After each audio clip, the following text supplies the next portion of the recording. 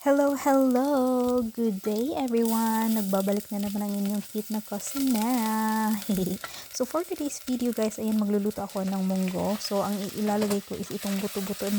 Ginisa ko na nga siya, no? Yung ating pork.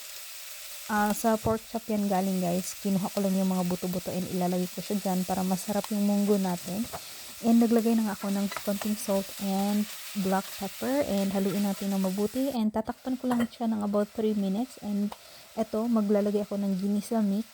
Pwede kayong gumamit ng magic sarap or MSG. So ayan, and ilalagay ko na din itong ilaga ko na munggo. Ayan, igisa din natin siya para mas mabango na and mas masarap. So ayan, siguro tatakpan ko ulit ito ng mga around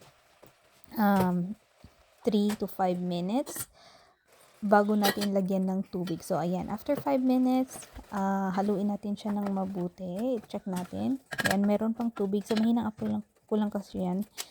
Ginisa, no? Then, maglalagay na ako dyan ng water.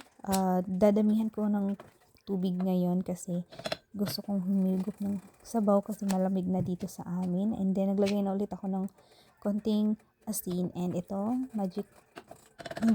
ginisa mix pala yan guys, hindi pa yan magic sarap.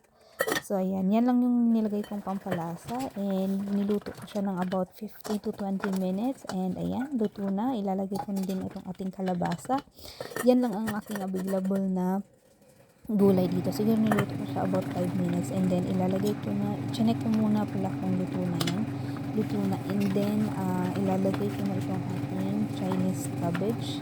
Yan lang ang may available ako dito na hindi ako nakabili ng spinach or yung ampalaya. Yan, talbos ng ampalaya kasi layo ang aming Asian store dito and mahirap din maghanap. So ayan, after 5 minutes, yan, luto na ang ating munggo. Ang sarap-sarap with buto-buto guys. And by the way, nagluto pala ako dyan ng tilapia kasi masarap ang munggo pag may yung prito, either pork, chicken, or yan, isda. So, ang available na isda na meron ako is yung tilapia. So, yan, kakain tayo guys. Prepare ko na nga ang aming dinner. So, ayan, meron akong isda. Akin yung ulo. Syempre, masarap yung ulo ng tilapia pag prito, tapos crispy pa, and then yung sa partner ko yung kalahati din.